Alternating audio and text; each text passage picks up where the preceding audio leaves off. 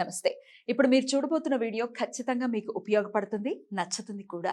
మరి మీకు నచ్చిన విషయం నాకు తెలియాలి అంటే ఈ వీడియోని మీరు లైక్ చేయాలి, షేర్ చేయాలి, అలాగే మన ఛానల్‌ని సబ్స్క్రైబ్ చేయాలి. మీ సపోర్ట్‌ని నాకు అందిస్తారు కదూ! ఓకే. ఇప్పుడు వీడియోని స్టార్ట్ చేద్దాం. నమస్తే. Welcome to our channel. నేను పద్మిని. ప్రస్తుతం పాటు ప్రముఖ ఆధ్యాత్మికవేత్త, నారీసేన ఫౌండర్, దత్త ఉపాసకురాలు శ్రీమతి లతా దత్త గారు మనతో పాటు ఉన్నారు. మాట్లాడదాం. అక్క నమస్తే అక్క. నమస్తే. జై గురుదత్త. శ్రీ గురుదత్త అక్క. సిద్ధమంగళ స్తోత్రం యొక్క వైభవం గురించి ఎన్నిసార్లు మాట్లాడుకున్నా తక్కువే అనిపిస్తుంది, తృప్తి రాదు కదా.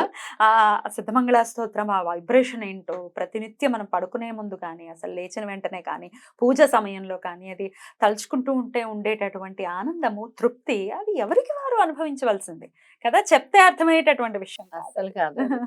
ఈ మధ్య ఏదో మెరాకిల్స్ కూడా జరిగాయి, అది కూడా ఒకసారి ప్రేక్షకులకు చెప్దాం అక్క. తప్పకుండా పద్మిని. అసలు ఆ స్తోత్రంలో దిగ్విజయీ భవ అంటుంటేనే అసలు నువ్వు అన్నట్టు పాజిటివ్ వైబ్రేషన్ స్వామి వచ్చేసారేమో అనిపిస్తుంది. స్వామి ఏం చెప్పారు అని అంటే, 1000 సంవత్సరాలు తపస్సు చేసినా రానటువంటి భగవంతుడు ఈ స్తోత్రం ఒక్కసారి పఠిస్తే సూక్ష్మవాయు మండలంలో స్వామి తిరిగి వెళ్ళిపోతారు అని చెప్పారు. తిరిగి వెళ్ళటం ఏంటి, నిదర్శనాలు చూపించేశారు. అసలు ఈ 108 ఇల్లు మనం ఎప్పుడో కంప్లీట్ చేసాం. అయినా సిద్ధమంగళ స్తోత్రం మా ఇంట్లో చెయ్యండి, లేదా పలానా గురువారము పౌర్ణమి రోజు అని అడిగే వాళ్ళు ఇంకా ఉన్నారు. అవునా? ఇంకా ఉన్నారు, అడుగుతున్నారు అప్పుడప్పుడు. ఇంకెవరైనా అడిగినా కూడా మనం చేయటానికి మార్చి ఎండ్ వరకే టైం ఉంది. ఆ తర్వాత కొన్ని రోజులు నేను విదేశాలు వెళ్తున్నాను. కొన్ని రోజులా? నెలలు వెళ్తున్నారు, 6 నెలలు వెళ్తున్నారు, కొన్ని నెలలు విదేశాలు వెళ్తున్నారు. అక్కడ కూడా మన దత్త ప్రచారం చేస్తారు కానీ ఇక్కడ ఉండరు కదా. మన వాళ్ళు ఎవరైతే ఉన్నారో రెడ్ టీవీ వాళ్ళందరూ అక్కడ కూడా వాళ్ళ ఇళ్లలో వెళ్ళి పూజలు చేస్తారు. ఇది మాత్రం కంటిన్యూ అవుతుంది, ఏ దేశం వెళ్ళినా ఆగదు. అయితే బ్యూటిఫుల్. క్షేమంగా వెళ్ళి లాభంగా రండి. తప్పకుండా పద్మిని. అయితే వెళ్లే ముందు వీలైనంత వరకు పూజలు చేద్దాం ఇక్కడ. అంటే స్వామి ప్రతిరోజు ఇచ్చినా నాకు అలా నేను రెడీ అన్నమాట. చేస్తూ ఉంటే మొన్న అద్భుతమైన రోజు నిండు పౌర్ణమి, గురు పుష్య యోగం. పుష్య పౌర్ణమి, గురు పుష్య యోగం. ఆ రోజు గురు పుష్య యోగం ఉంది. అభిష్ట సిద్ధి యోగం, ప్రీతి యోగం, సర్వార్థ సిద్ధి యోగం, రవి యోగం, అన్ని మొత్తం యోగాలే అన్ని. అయితే నేను నెల రోజుల క్రితం పెట్టాను వీళ్ళకి ముహూర్తం. ఈ యోగాలన్నీ ఉన్నాయని కదా దత్తుడు చెప్పాడు, మీ ఇంట్లో ఆ రోజు అంటాను అంతే. అనేసి అంటే ఈ యోగాలన్నీ కలిసేసరికి ఎంత ఆనందం అంటే ఆ దంపతులకి. వాళ్ళు ఏం చేశారు, ఆ ఊర్లో సత్తుపల్లి ఊర్లో చేశాను, వాళ్ళ చుట్టాలందరినీ ఒక 80 మందిని పిలుచుకున్నారు. ఈ సిద్ధమంగళ స్తోత్రం పరిచయం చేయాలి, ఊరూరా దత్త ప్రచారం కదా అమ్మది, వీలైనంత వరకు వెళ్ళాలి అని ఎంతో ప్రేమతో వాళ్ళు ఈ పూజా కార్యక్రమం పెట్టుకొని చేస్తే పూజ స్టార్ట్ అవబోతోంది. ఇంకా నెక్స్ట్ ఇంకా అఖండ జ్యోతి వెలిగించబోతున్నాను. 3 రోజులు ఉంటుంది కదా అఖండ జ్యోతి. వాళ్ళ ఇంట్లో తెల్లటి కుక్క, తెల్లటి భైరవుడు వచ్చేసాడు. ఇప్పుడు వాళ్ళ ఇంటికి రాదంట కుక్క. ఆ కుక్క వాళ్ళది కాదు, పెంచుకునేది వాళ్ళదిగా. అసలు వాళ్ళు పెంచుకోరు, ఇది స్ట్రీట్ డాగ్ అనుకో. స్ట్రీట్ డాగ్ స్ట్రీట్స్ మీద ఉంటది. ఎక్కడి నుంచి వచ్చిందో తెలియదు రా పద్మిని. ఇంట్లోకి వచ్చిందా? ఇంట్లోకి వచ్చి వెళ్ళదు. ఎంత మంది ఏంటి దత్త అనంటే ఇలా తిప్పుతుంది, ఏంటి దత్త అంటే ఇలా చూస్తుంది. మీరున్నారు కదా, నేనున్నాను కదా, ఏంటి దత్త ఏంటి దత్త అంటే ఇలా ఇలా. ఎంత ముద్దుగా దాని కళ్ళల్లో తేజస్సు కనబడుతుంది. అఖండ జ్యోతి వెలిగించాం, సిద్ధమంగళ స్తోత్రం ప్రారంభమైంది. ఆదమరిచి నిద్రపోతుంది. ఆదమరిచి జనాల మధ్యలో. యూజువల్ గా కుక్కలు భయపడతాయా లేదా? అంతమంది జనం ఉంటే, ఒక 80 మంది జనం మధ్యలో ఆదమరిచి నిద్రపోతుంది. ఆ వీడియో షేర్ చేస్తాను చూడు, సిద్ధమంగళ స్తోత్రం చదువుతుంటే. తర్వాత ఒక చిన్న బుజ్జి ఎగ్లెస్ కేక్ ఎందుకో కట్ చేశారు వాళ్ళు, దానికోసం అన్నట్టు. మొత్తం అదే తింది, మొత్తం తినింది అది. తర్వాత ప్రేమతో ఇలా దొరుకుతారు కదా అసలు చిన్న పిల్లలు మామూలుగా, అలా దొరుకుతుంది ప్రేమతో. వెళ్ళదంట అది, నేను ఇక్కడే పడుకుంటాను అంటుంది రాత్రంతా. ఆఖరికి అది పడుకుంది, రాత్రంతా పడుకుంది, తెల్లవారు వరకు అక్కడే పడుకుంది. వాళ్ళు ఎంత ఆనందం ఫీల్ అయ్యారంటే, స్వామి వచ్చారు సాక్షాత్తు. ఎప్పుడు కూడా ఒక్క రోజు కూడా మా ఇంటికి ఒక్క కుక్క కూడా రాదు. పైనకి ఫస్ట్ ఫ్లోర్ లో ఎలా వచ్చింది ఇది, ఎక్కడి నుంచి వచ్చింది ఇది? పౌర్ణమి రోజు తెల్లటిది, తెల్లటి కుక్క. అసలు ఎంతో హ్యాపీ ఫీల్ అయ్యారు. ఇదొక విశేషం. అయితే కరెక్ట్ గా 3వ రోజు, అప్పటి వరకు ఏం నిదర్శనం స్వామి అక్కడ అంటే ఏవేవో చిన్న చిన్న వచ్చాయి, అసలు రావు మామూలుగా సిద్ధమంగళ స్తోత్రం దానికి. అలాంటి వచ్చి హస్తం పడింది. 3 వేలు చాలా పొడవుగా ఇలా 4 వేలు ఇలా కనబడ్డాయి. ఈ పార్ట్ ఇలా అంటే కిటికీకి ఇలా అడ్జసెంట్ ఉంటుంది. ఇలా పడింది అనమాట. తంబిటు ఇలా హస్తం పడింది. ఆ ఫోటో కూడా షేర్ చేస్తాను పద్మిని. తప్పకుండా వేస్తాను.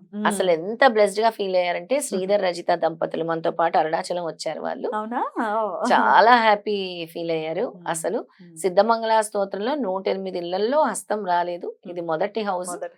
చాలా చాలా అసలు నేను ఎంతో తన్మయత్వం పొందాను. అద్భుతం అక్క, అద్భుతం. అసలు అంటే స్వామి ఏ రూపం, మీరు చెప్తూ ఉంటారు, ఏ రూపంలో అయినా రావచ్చు. ఏ రూపంలో మనకి అయినా. పరీక్షే అది. పరీక్ష. ఖచ్చితంగా మనం తూలనాడి దాన్ని తోలేసుంటే అది క్లియర్ గా నేనే వచ్చాను దత్తుడిని అని చూపిస్తుంది అసలు అది. వచ్చిన వెంటనే ఆ యజమానులు గాని అక్కడ ఉన్న వాళ్ళ రియాక్షన్ ఏంటి?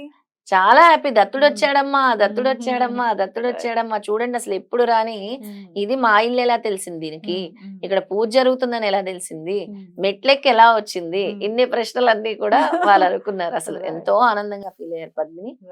అఖండ జ్యోతుల్లో కూడా ఎక్కడైతే మనం వెలిగిస్తున్నామో అక్కడ వివిధ రూపాలు. ఒక చోట వెంకటేశ్వర స్వామి నామం వచ్చింది. వెంకటేశ్వర స్వామి నామము, 2 కళ్ళు, చిన్న చిన్న పాదాలు వచ్చాయి. ఎక్కడైతే అక్కడ జ్యోతి పెట్టాము ఇప్పుడు మనం రామచంద్రపురంలో, ఆ రోజు నుంచే రాయటం మొదలు పెట్టేశారు గీతలు. అసలు మొత్తం రాస్తున్నారు. 2 మంగళసూత్రాలు వేశారు చిన్న చిన్న మళ్ళీ, చిన్న బుడ్డి బుడ్డి. నిజాంపేటలో కూడా ఇదే జరిగింది కదా? నిజాంపేటలో పెళ్లి కూడా ఏదో ఫిక్స్ అయినట్టుంది వాళ్ళ ఇంట్లో. అవును, మంగళసూత్రం. అది మొన్న 8వ అఖండ జ్యోతి వాళ్ళ ఇంట్లో వాళ్ళ చెల్లి పెళ్లి కుదిరింది, ఫిక్స్ అయిపోయింది. అఖండ జ్యోతి పెట్టుకొని 1 నెల రోజులు అవ్వలేదు, పెళ్లి ఫిక్స్ అయిపోయింది. అలా చాలా నిదర్శనాలు. స్వామి మీరు చేసే సంకల్పాన్ని బట్టి, మీరు చేసే భక్తి శ్రద్ధ బట్టి మీకు రిజల్ట్ గ్యారంటీగా వస్తుంది. 100% రిజల్ట్ ఇది. రైట్. అయితే ఇప్పుడు ఈ టాపిక్ మనం మామూలుగా మనం మాట్లాడుకున్నాము.